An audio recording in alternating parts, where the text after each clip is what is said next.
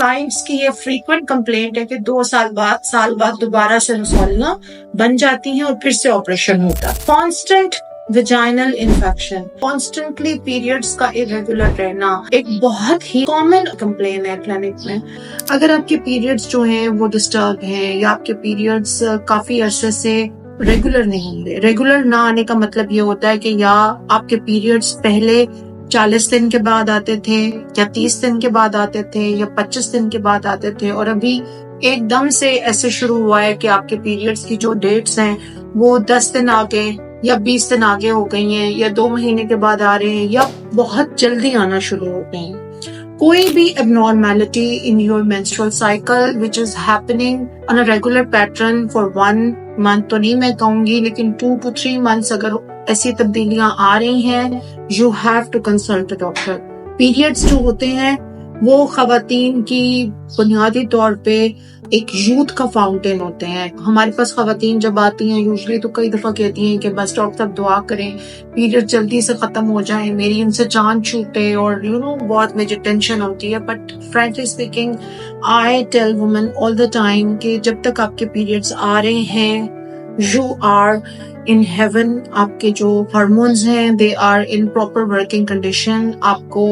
Oestrogen کی amount, progesterone کی amount, وہ اماؤنٹ جو آپ کو چاہیے وہ آپ کو پراپرلی مل رہی ہوتی ہے. آپ کو جب بھی نیچے کے حصے میں بہت زیادہ بوجھ محسوس ہو ہے یا پھر میری کمر میں شدید درد ہوتی ہے چلنے کی وجہ سے، تو آپ نے ڈاکٹر سے رجوع کرنا ہے. اگر آپ شلوار نیچے کرتی ہیں پیشاب کرتے ہوئے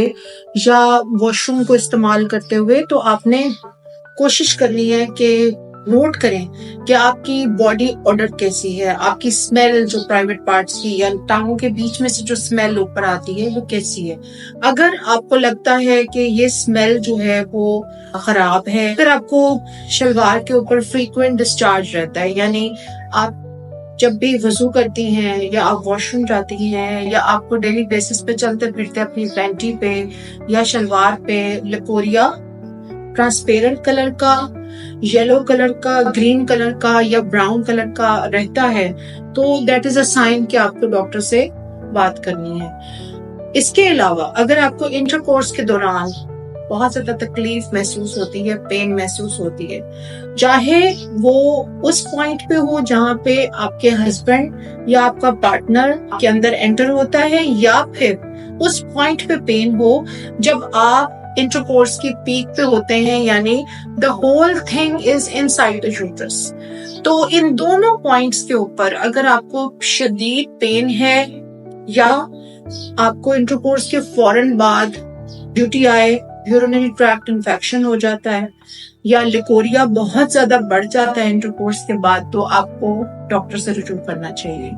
اس کے علاوہ اگر آپ کو ایسے لگتا ہے کہ کسی الٹرا ساؤنڈ پہ آپ کی یوٹرس میں سویلنگ بتائی گئی ہے، آپ کی یوٹرس میں سوجن کا کہا گیا ہے، یعنی آپ کی یوٹرس جو ہے وہ اپنے نارمل سائز سے بہت بڑی ہو چکی ہے، آپ کو یہ بتایا جا رہا ہے کہ آپ کی یوٹرس کی جو انڈومیٹریل تھکنس ہے، یعنی جو لیئر ہوتی ہے اندر، جو لیئر جب ٹوٹتی ہے تو آپ کو پیریڈز آتے ہیں. اور اس کے علاوہ کچھ ایسی بیماریاں ہوتی ہیں، کانسٹنٹ پرانی infection, pelvic inflammatory disease, adenomyosis, endometriosis, dysfunctional uterine bleeding,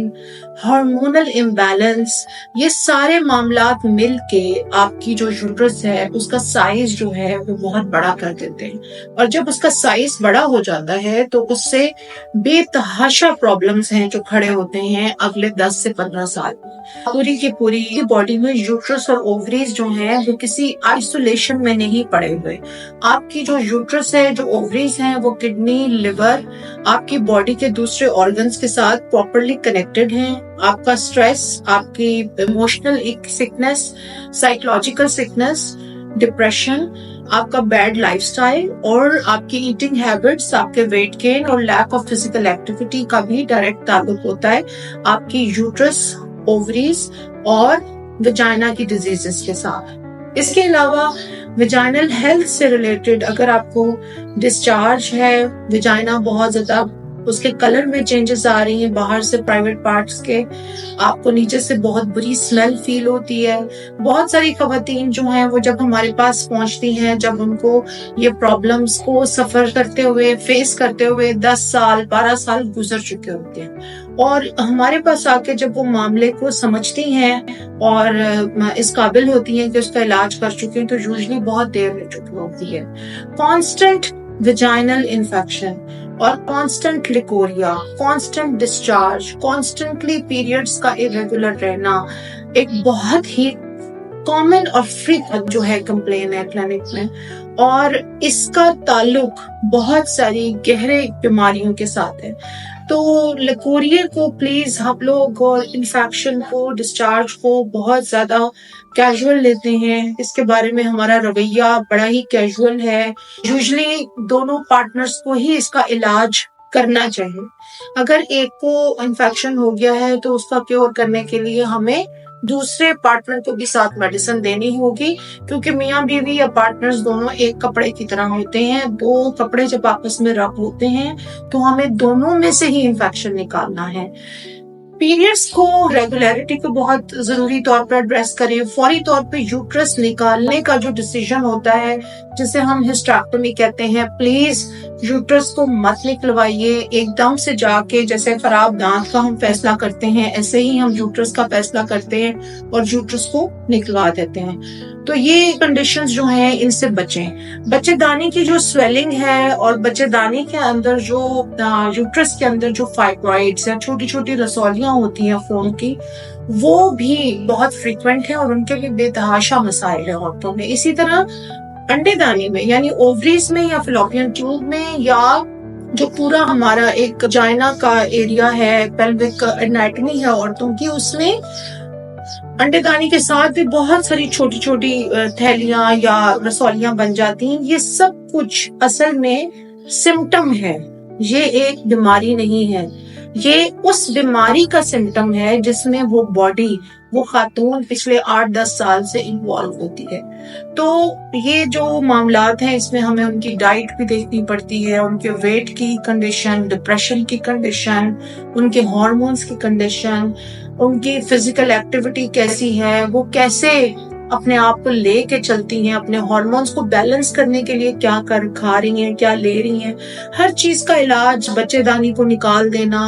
انڈے دانی کو نکال دینا، رسولیوں کو نکال دینا نہیں ہوتا. میں نے اپنے کلینک میں ہمیشہ رسولیوں کا علاج بغیر آپریشن کے، بغیر کسی سرجری کے کیا ہے، اور ماشاءاللہ جب کلائنٹس ایک دفعہ ٹھیک ہو جاتے ہیں تو یوزلی وہ واپس دوبارہ کبھی ان رسولیوں کے ساتھ نہیں آتے. لیکن جب ہم سرجری کرتے ہیں تو کلائنٹس کی یہ فریکوینٹ کمپلینٹ ہے کہ 2 سال بعد دوبارہ سے رسولیاں بن جاتی ہیں اور پھر سے آپریشن ہوتا ہے.